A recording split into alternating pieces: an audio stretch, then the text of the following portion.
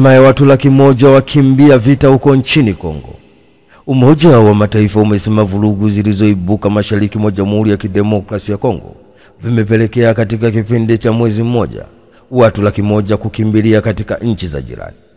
Shirika la Umoja wa Mataifa kwa kuhudumia wakimbizi UNHCR limesema idadi kubwa ya watu hao wanaishi katika mazingira duni kutokana na kupunguzwa kwa ufadhili wake. Mapigano makali yalizuka eneo hilo katika miezi ya hivi karibuni kati ya jeshi la Jamhuri ya Kidemokrasia ya Kongo na waasi wa M23 wanaoungwa mkono na Rwanda, vita vinavyoendelea kusababisha maafa makubwa na vinatishia kusababisha mzozo mpana zaidi wa kikanda. Ni taarifa kutoka nchini Kongo. Hatimaye Umoja wa Mataifa umesema vurugu zilizoibuka mashariki mwa Jamhuri ya Kidemokrasia ya Kongo zimepelekea katika kipindi cha mwezi mmoja watu 100,000 kukimbilia katika nchi za jirani. Na hatimaye ajali ya moto yateketeza vibanda zaidi ya 10. Moto ambao chanzo chake hakijafahamika umezuka katika mtaa wa Kingo manispaa ya Morogoro na kuteketeza vibanda zaidi ya 10 vya wafanya biashara. Baadhi ya mashuhuda wa tukio hilo wanasema waliona moto katika moja ya kibanda kisha kuenea kwa kasi, ambapo katika vibanda hivyo mlikuwa na vitu vya thamani ambavyo ni vitanda, viti, meza na makochi ambavyo hutengenezwa kwa ajili ya kuuzwa.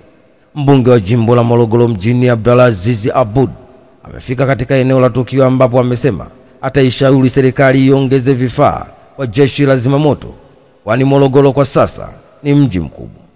Aidha, mwakilishi wa jeshi la zimamoto na uokoaji Daniel Mnyala amesema walifika kwa wakati eneo la tukio na kwamba taarifa zilichelewa kufika, lakini kwa kushirikiana na kikosi cha mizinga JWTZ wamefanikiwa kuokoa baadhi ya nyumba na vibanda, lakini kwa sasa vibanda zaidi ya 10 vilikuwa vimekwisha teketea.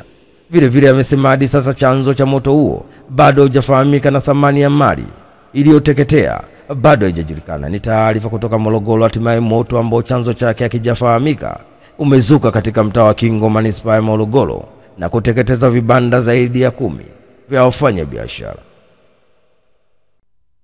Na hatimaye waziri wa TAMISEMI avunja mikataba 4. Waziri wa nchi ofisi ya Rais TAMISEMI Mohamed Mchengerwa ameagiza kuvunjwa kwa mikataba ya kampuni 4 zilizoshindwa kukamilisha miradi ya barabara chini ya TARURA licha ya kuongezewa muda wake.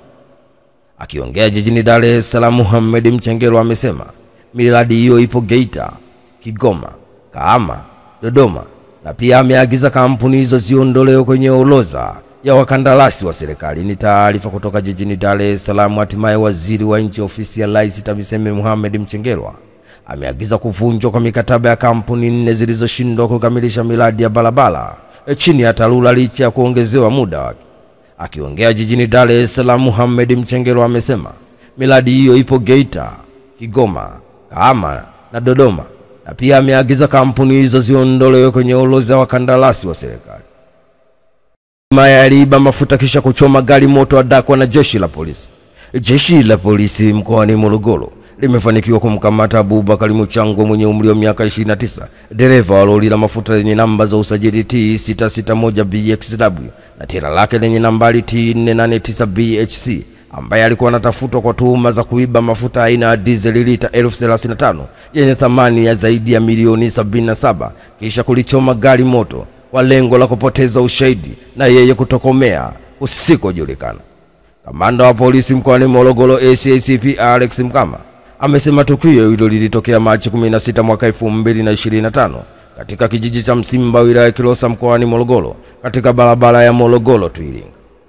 RPC Mkama amesema mtuhumiwa aliiba mafuta kwa kula njama na mameneja wa vituo vya mafuta, kisha alipofika katika kijiji cha Msimba aliangusha gari hilo kolongoni na kujaribu kulichoma moto kabla wasamaria wema kufika na kuanza kuzima moto huo, na baada ya tukio dereva alikimbia kusikojulikana hadi baadaye jeshi la polisi walipomkamata, ambapo polisi haijasema wamemkamata akiwa wapi kwa sababu za kiupelelezi zaidi, kwa kuwa bado wengine aliokula nao njama kuchoma gari hilo wanaendelea kusakwa. Ni taarifa kutoka Morogoro. Hatimaye jeshi la polisi mkoani Morogoro limefanikiwa kumkamata Abubakar Muchangwa mwenye umri wa miaka 29, dereva wa lori la mafuta lenye namba ya usajili T661BXW na tira lake lenye namba T489BHC, ambaye alikuwa anatafutwa kwa tuhuma za kuiba mafuta aina ya diesel lita 35,000 yenye thamani ya zaidi ya shilingi milioni 77 kisha kulichoma gari moto kwa lengo la kupoteza ushahidi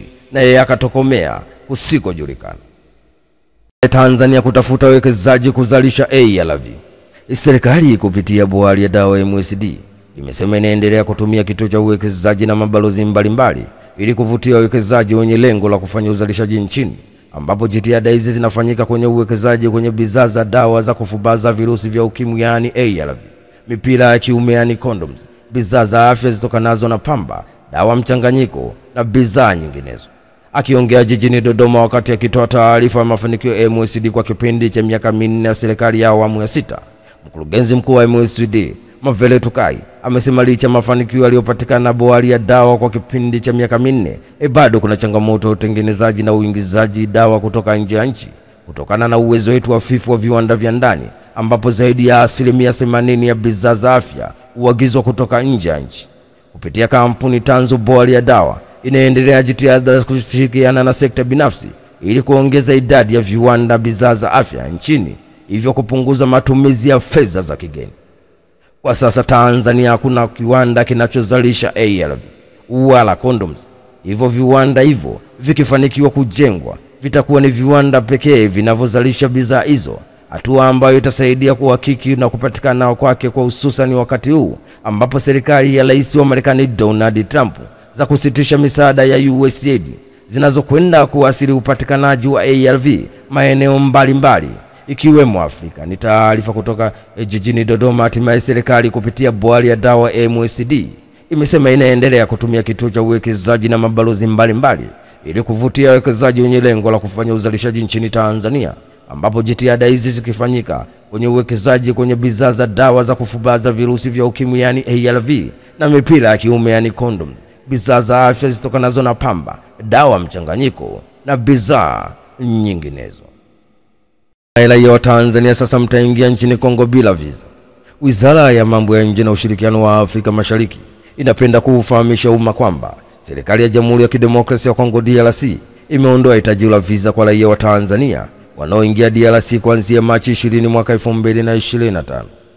Taarifa iliyotolewa na wizara inasema baada ya Jamhuri ya Kidemokrasia ya Kongo DRC kujiunga na Jumuiya ya Afrika Mashariki East Africa Community mwezi Julai mwaka 2022 na baadaye Septemba 2 mwaka 2023, serikali ya Jamhuri ya Muungano wa Tanzania iliondoa utaratibu wa malipo ya visa kwa raia wanaotoka nchini Kongo, kwa matarajio ya nchi ya DRC pia kufuta utaratibu wa kutoza malipo ya visa kwa msingi wa kuunga mkono umoja wao.